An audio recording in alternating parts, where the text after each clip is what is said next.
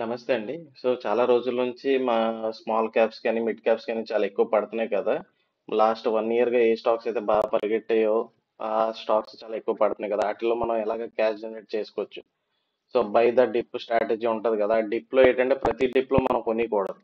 ఏంటంటే స్టాక్ ఇలా కంటిన్యూ ఇలా పడుతున్నప్పుడు ఒక దగ్గర రెస్టింగ్ స్టేజ్ వస్తది.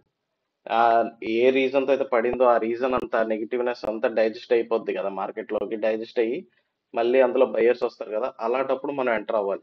సో, ఇక్కడ మీరు చూస్తే ఈ ఈ ఈ ఫేజ్ అన్నమాట.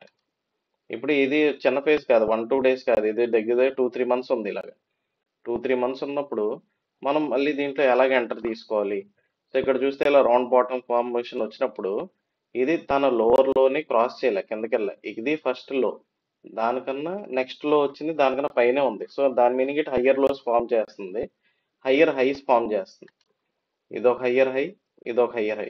దీని తర్వాత దీన్ని ఎక్కడైతే బీట్ చేసిందో సేఫ్ సైడ్ ఎంట్రీ అక్కడ ప్లాన్ చేసుకోవచ్చు.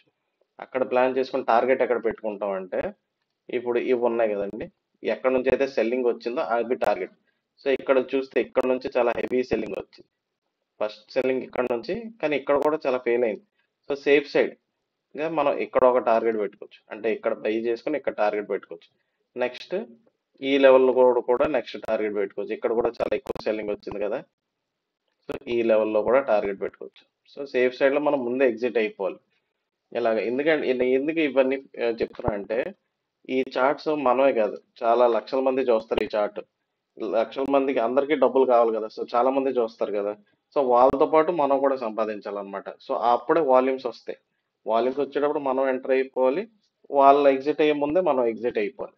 అది సో ఈ రెస్టింగ్ స్టేజ్ ఇది ఉట్టి కేన్స్ లో ఇప్పుడు జరుగుతుంది కదా అని చెప్పట్లేదు. ఇది అన్ని స్టాక్స్ లో ఉంటాయి మనకి. నెట్ వెబ్ లో కూడా ఇదే జరిగింది ఒకప్పుడు. నెట్ వెబ్ లో ముందు డీప్ సీక్ న్యూస్ వచ్చేటప్పుడు ఏం జరిగింది, డీప్ సీక్ వచ్చిందని చెప్పేసి ఇలా పడిపోయింది స్టాక్. 3000 లెవెల్లో ఉన్న స్టాక్ 50% పడిపోయింది. అప్పుడు కూడా ఒక రెస్టింగ్ స్టేజ్ వచ్చింది. ఇక్కడ చూస్తే ఈ రెస్టింగ్ స్టేజ్ వచ్చింది. ఇది కూడా అంతే. 4 మంత్స్, 4, 5 మంత్స్ ఈ రెస్టింగ్ స్టేజ్ ఉంది. ఇప్పుడు ఇక్కడ ట్రయాంగిల్ ఫామ్ ప్యాటర్న్ వచ్చింది కాబట్టి ఇది చాలా ఈజీ ప్యాటర్న్ అన్నమాట. ట్రయాంగిల్ కిందకి బ్రేక్ డౌన్ అయితే అలా ఇంకా కింద పడుతుందని, బ్రేక్అవుట్ అయితే పైకి వెళ్తుంది అనమాట.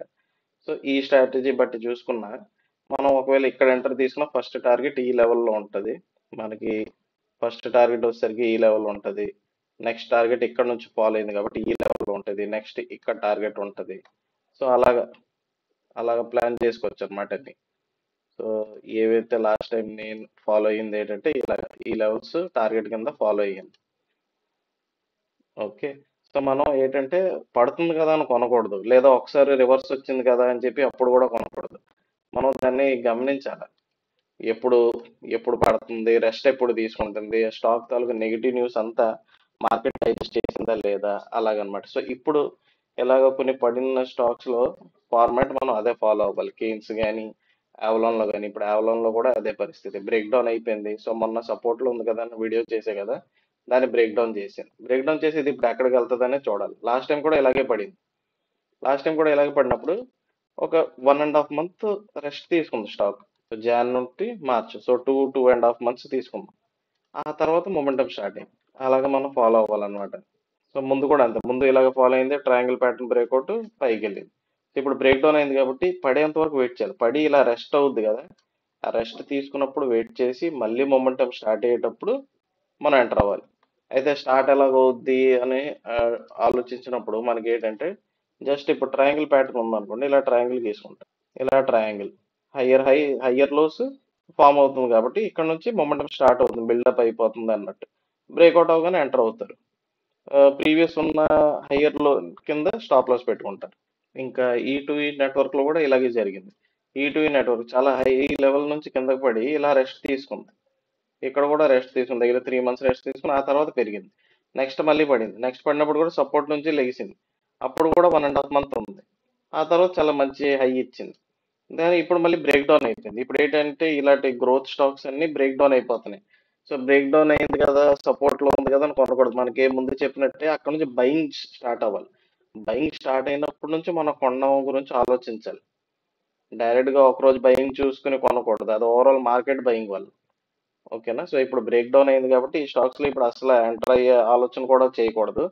రెస్టింగ్ స్టేజ్, ఇలాగ రెస్ట్ స్టేజ్. ఇప్పుడు చూడండి ఇక్కడ ఎన్ని రోజులు ఉంది, ఇక్కడ ఇన్ని రోజులు ఉంది కదా, దగ్గర దగ్గర జూలై జూలై ఎండింగ్ నుంచి ఆగస్ట్ మిడ్ వరకు. సో దగ్గర దగ్గర ఒక 20 ట్రేడింగ్ సెషన్స్ అనుకుందాం. అప్పుడు ఇలా రెస్ట్ తీసుకుంది, ఆ తర్వాత మూమెంటం వచ్చి అప్పుడు మనకి ఎంట్రీ.